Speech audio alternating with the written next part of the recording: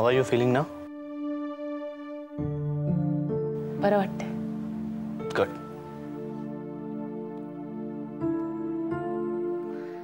शुभ्रा, तुला एक good news देऊ? प्लीज द्या. US मधला माझा सगळ्यात जवळचा मित्र स्वप्नील क्षीरसागर पुढच्या आठवड्यात भारतात येतोय. अरे वा. You know what, he is a buddy. आम्ही दोघांनी खूप धमाल केली US मध्ये. तो बरोबर असला ना की वेळ कसा जातो तेच कळत नाही. सतत बडबड करणं आणि जोक्स करणं यासाठी जन्म झाला याचा. US मधली त्याची नोकरी सोडून भारतात सेटल व्हायला येतोय कायमचा. मूर्ख आहे. अगं, पुढच्या वर्षी त्याच्या सॅलरी चेकवरचा 1 0 वाढला असता. डिसिजन घेण्याच्या आधी मला विचारलं सुद्धा नाही. डायरेक्ट नोटीस देऊन मोकळा झाला. त्यांना ओढ वाटली असेल आपल्या माणसांची, म्हणूनच इथे याचा निर्णय घेतला असेल त्यांनी.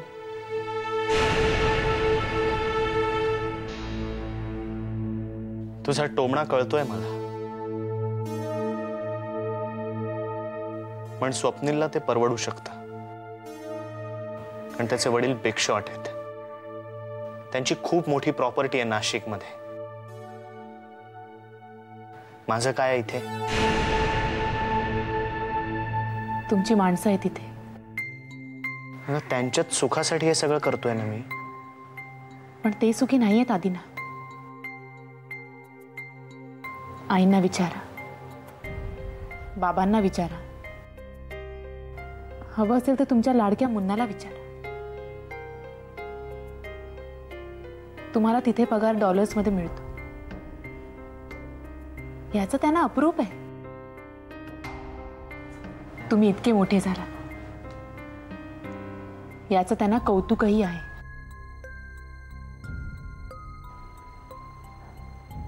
पण त्यासाठी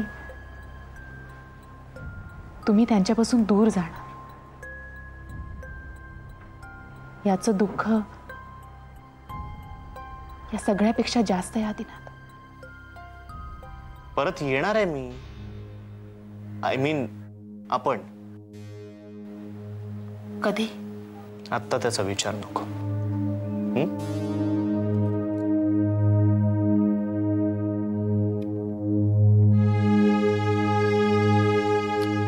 सोड ना. हे बघ, स्वप्नीलने ना मला आपल्या लग्नातले फोटोग्राफ्स मेल करायला सांगितले. मी काही सिलेक्ट केले ते बघ. कुठलेही पाठवा, पण हे असे फोटो पाठवू नका. अहो, जेवताना आपण किती विचित्र दिसतो. असंच अर्ध तोंड उघडे आणि शी बाबा असे फोटो नको. ओके, हा तर मी पहिला फोटो सिलेक्ट केलाय. अख्खं शास्त्री कुटुंब आहे, कंप्लीट फॅमिली. विष्णू काका, आई, आजोबा, राधा वहिनी.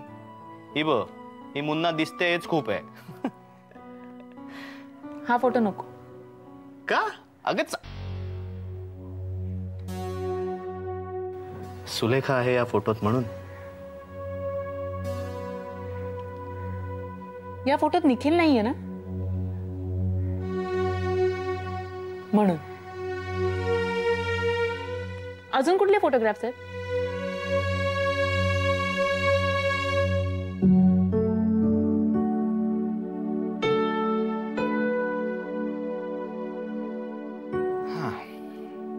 हे बघ.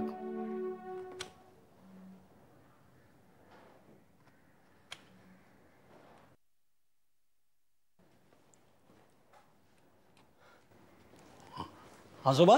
हा, जमतंय रे बाबा, जमतंय. बरं आजोबा, हा फोटो कुठे ठेवू? अरे, विष्णूनी ही फोटो फ्रेम अजून सुधरवायला टाकली नाही. कठीण आहे हा विष्णू. नाही, विष्णू काका गेला होता. आपण दुकान बंद होतं. दुकान? अरे, इतकी वर्ष हा अडगळीत पडला होता फोटो. म्हटलं आता तरी याला मान द्यावा. तर हे असं साधी एक काच नीट लागू नये त्यावर. एक काम कर, तिथे तिथे कपाटावर व्यवस्थित ठेवून दे हो. बर. हा. आजोबा, ह्या पार्वती वहिनीच आहेत ना? अरे माझी वहिनी, तुझी आजी. पण चेहरा खूप ओळखीचा वाटतोय हो. असं काय करतोस रे? अरे आपली शुभ्रा नाही का, आदिनाथची बायको, अगदी हुबेहूब दिसते पार्वती वहिनींसारखी. हो? नाहीतर मग आणखीन कोण? आजोबा, तुम्हाला माहितीये का, दादाच्या लग्नाला एवढे दिवस झाले पण मी अजून वहिनीला भेटलोच नाहीये. कमाल आहे रे बाबा. कठीण आहात तुम्ही आजकालची मुलं. अरे एका घरातले ना तुम्ही, आणि अजून एकमेकांना भेटला नाहीत. अरे असं राहवतं कसं रे तुम्हाला? हा? अरे नाती जपायला शिका रे पोरांनो.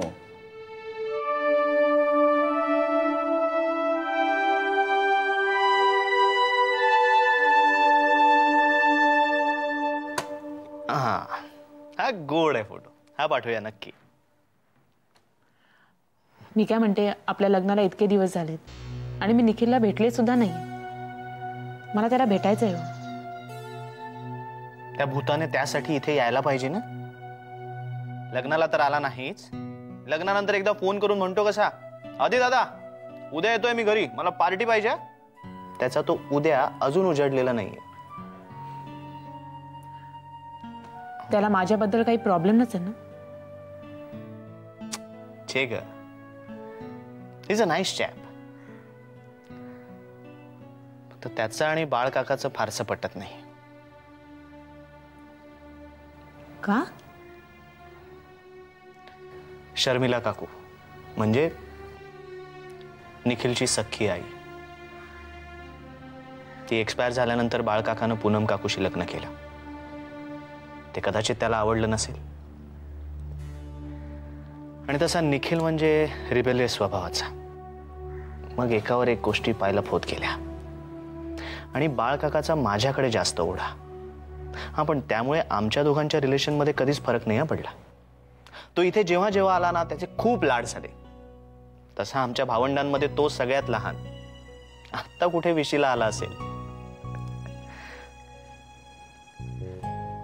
त्याचा एखादा फोटो आहे का हो तुमच्याकडे? म्हणजे मला कळेल तरी तो कसा दिसतो ते. त्याचा फोटो ना आहे ना. मी पहिल्यांदा अमेरिकेला जात होतो ना, तेव्हा मी सगळ्यांचे फोटोग्राफ्स गोळा केले होते. त्यालाही सांगितलं, एक दे ना तुझा फोटो. साहेबांनी 4 वर्षाचा असतानाचा फोटोग्राफ दिला, नंगू पंगू. खरंच? असं आहे देखील. नाही पण त्याला एकदा बोलवतोच. खूप दिवस झाले मी सुद्धा भेटलो नाहीये त्याला. भेटायलाच हवं. हा, आता 10 झाले. हा पाठवूया.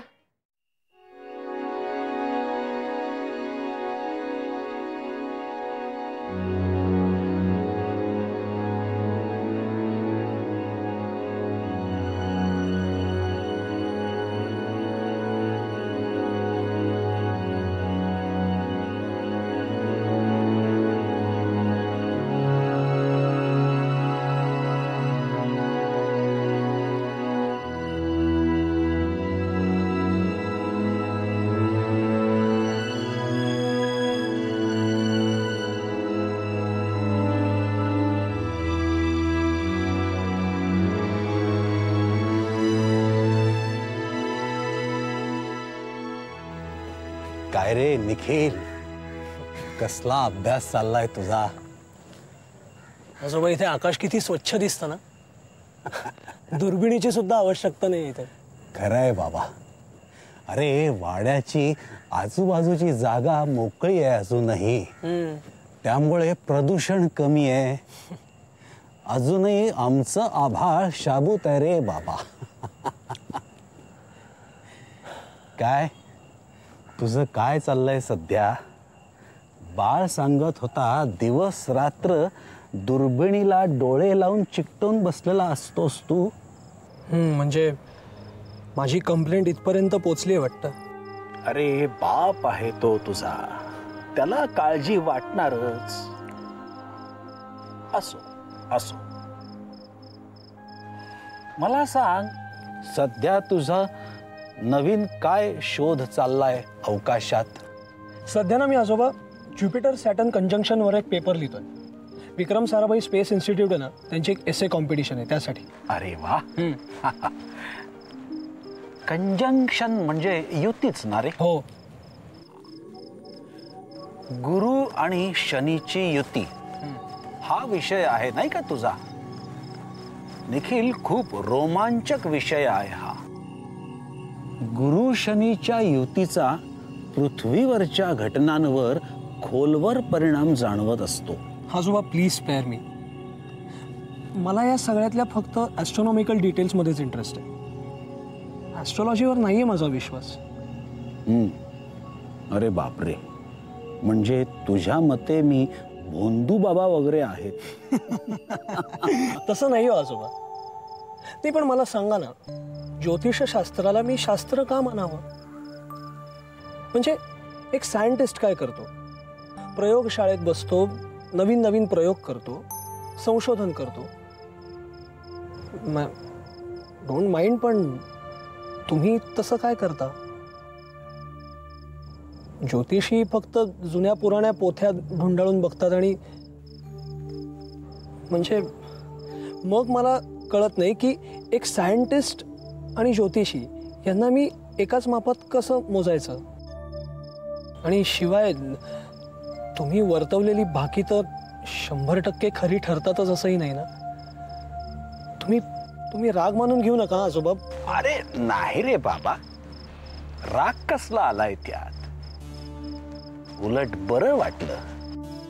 बऱ्याच दिवसांनी कोणीतरी बुद्धीला आवाहन देणारं भेटलं. काय ना बेटा, प्रत्येकाला काही काही गोष्टींबद्दल विश्वास वाटत असतो. तो कालांतराने बदलतो देखील. आज तुला ज्योतिष्य शास्त्राबद्दल जे वाटतंय ते कदाचित उद्या वाटणारही नाही. प्रश्न अनुभवाचा आहे, नाही का? आता मला सांग, रसायनशास्त्र, केमिस्ट्री या शास्त्राची सुरुवात कुठून झाली? मिस्र देशासारख्या प्राचीन सभ्यतांपासूनचा इतिहास आहे हा. काही लोक एका अशा पदार्थाच्या शोधाच्या ध्यासाने झपाटले होते जो माणसाला अमर करेल किंवा कुठल्याही धातूपासून सोनं तयार होईल. अशा लोकांना अल्केमिस्ट म्हणून संबोधलं जातं. हल्लीच्या रसायनशास्त्राच्या पाठ्यपुस्तकाच्या सुरुवातीला यांचा उल्लेख असतो. आज आपण या लोकांना पोरकट किंवा वेडे ठरवू कदाचित, पण मला एक सांग, या लोकांनी जर तेव्हा ज्ञानाचा ध्यास घेतला नसता, आज आपण एवढी प्रगती करू शकलो असतो का? प्रत्येक आविष्काराचा जन्म माणसाच्या परिकल्पनेतून होत असतो. तो अथक परिश्रमांनी त्याला वास्तवात आणण्याचा प्रयत्न करतो. माणूस उडू शकला तर? हा प्रश्न दोन बंधूंना पडला आणि मगच विमानाचा जन्म झाला. जशी प्रत्येक सच्च्या वैज्ञानिकाला ज्ञानाची लालसा असते, तशीच प्रत्येक सच्च्या ज्योतिष्याला असते. कोण म्हणतं आम्ही प्रयोग करत नाही, संशोधन करत नाही? तसं जर असतं तर UGC युनिव्हर्सिटी ग्रँट कमिशननं 2001 साली वैदिक ॲस्ट्रॉलॉजी अँड पामिस्ट्री हा विषय भारतभरच्या विद्यापीठांमध्ये शिकवायला ठेवलाच नसता. नाही, पण म्हणजे युनिव्हर्सिटीला असा कोर्स आहे? त्यावेळी त्यावरून बराच वाद झाला. होणारच होता. का?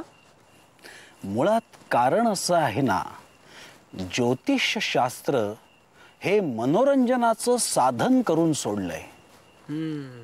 पेपरमध्ये साप्ताहिक भविष्य छापून पेपरचा खप वाढवायचा. हल्ली रोज सकाळी टीव्हीवर वेगवेगळे ज्योतिषी आपापलं दुकान मांडून बसलेले दिसतात. क्रिकेटची मॅच आली तरी ज्योतिष्याची मुलाखत घेतात. कमाल झाली. अरे पोरखेळ आहे का हा? माझ्यासाठी ज्योतिषशास्त्र हे ज्ञान मिळवण्याचं साधन आहे. अनेक वर्षांपूर्वी माझ्या आयुष्यात अशा काही घटना घडल्या.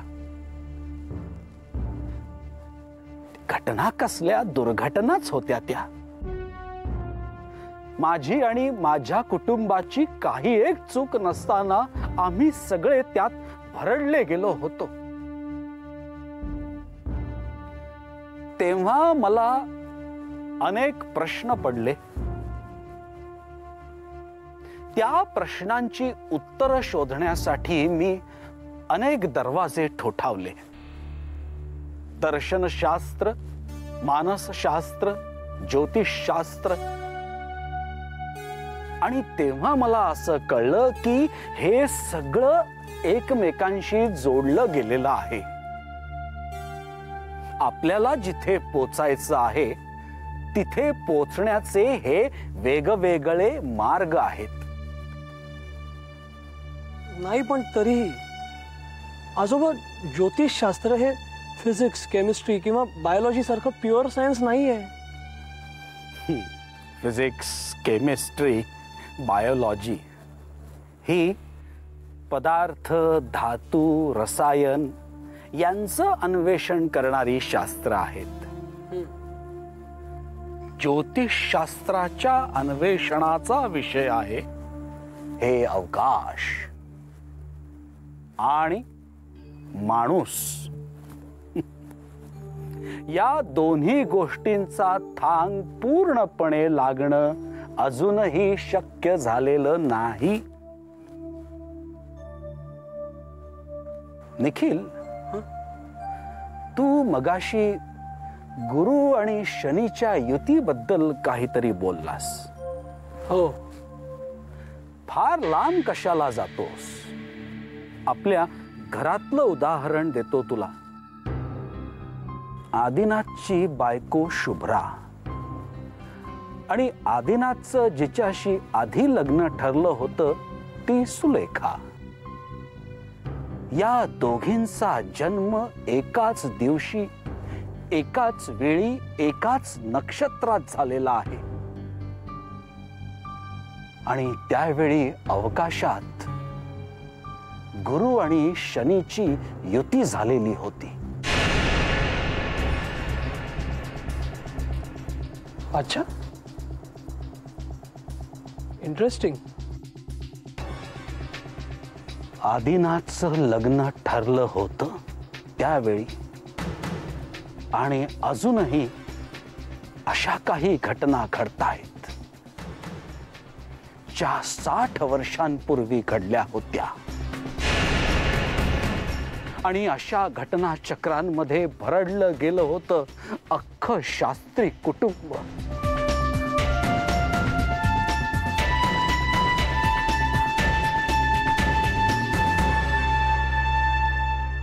उरलो एकटा मी.